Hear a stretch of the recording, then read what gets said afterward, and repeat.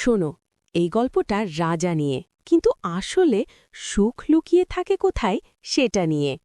এক দেশে ছিল এক শক্তিশালী রাজা, যার কাছে ছিল সোনা, সৈন্য আর ঝকঝকে সিংহাসন।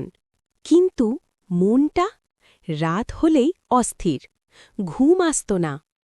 একদিন রাজা শহরের পথে হাঁটতে হাঁটতে দেখল এক দরবেশ রাস্তার ধারে মাটিতে বসে চুপচাপ রুটি খাচ্ছে। চারপাশে ভিড়, কিন্তু দরবেশের মুখে একটা অদ্ভুত শান্তি। তোমার কিছু দরকার আছে? আমি রাজা, চাওয়া মাত্রই দেব। দরবেশ ধীরে মাথা তুলল, চোখে কোনো ভয় নেই। হ্যাঁ, তুমি একটু সরে দাঁড়াও, রোদটা ঢেকে ফেলেছ। চারপাশে হঠাৎ চুপ, রাজা স্তব্ধ। সে বুঝল, সব ক্ষমতা দিয়েও শান্তি কেনা যায় না। যার চাওয়া কম সেই আসলে ধনী। এখন বলো তো, সুখ থাকে কোথায়? ক্ষমতায় না তৃপ্তিতে? নিচে কমেন্টে বলো, কিন্তু সাবধানে, রোদটা যেন ঢেকে না ফেলো। শোনো, এই গল্পে আছে এক রাজা, এক বিশ্বস্ত কর্মচারী আর হিংস্র কুকুর আর নেকড়ে। শেষটা শুনলে তোমার মাথা ঘুরবে। এক দেশে ছিল এক রাজা, অঢেল টাকা, অগণিত সম্পদ আর সীমাহীন ক্ষমতা। তার দরবারে ছিল এক কর্মচারী, ২০ বছর ধরে কাজ করছে, নীরবে, নিষ্ঠায়, বিশ্বস্তভাবে।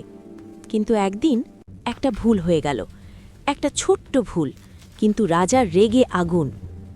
শাস্তি ঘোষণা হল, কর্মচারীকে ছেড়ে দেওয়া হবে রাজকীয় কুকুর আর নেকড়ের সামনে। দরবারে নিস্তব্ধতা, শ্বাস নেওয়ার শব্দও শোনা যায়। মহারাজ, আমাকে মরার আগে একটা ইচ্ছা পূরণ করতে দেবেন? রাজা একটু অবাক, তবু মাথা নাড়ল। আমাকে ৩০ দিন দিন, এই কুকুর আর নেকড়েগুলোকে আমি নিজ হাতে খাবার দিতে চাই। দরবারে ফিসফাস, কেউ হাসে, কেউ ভাবে মৃত্যুর আগে পাগল হয়ে গেছে। ৩০ দিন গেল, প্রতিদিন কর্মচারী ভালোবাসা দিয়ে খাবার দিল, কথা বলল, আদর করল। হিংস্র চোখগুলো ধীরে ধীরে বদলাতে লাগল। এলো সেই দিন, কর্মচারীকে ছেড়ে দেওয়া হলো। সবাই চোখ বন্ধ করে নিল, কিন্তু কেউ আক্রমণ করল না।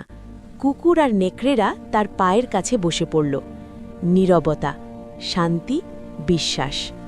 মহারাজ, ৩০ দিনে এই হিংস্র পশুরা আমার প্রতি বিশ্বস্ত হল, আর ২০ বছরেও আপনি আমার ওপর বিশ্বাস করতে পারলেন না। ভয় দিয়ে শাসন করলে বিশ্বাস জন্মায় না, ভালোবাসা আর সম্মান দিলে হিংস্রতাও নরম হয়ে যায়। তোমরা বলো তো, তুমি নিজে রাজা হতে চাও না বিশ্বস্ত মানুষ? কমেন্টে লিখো। আর এমন গল্প চাইলে ফলো করতে ভুলো না।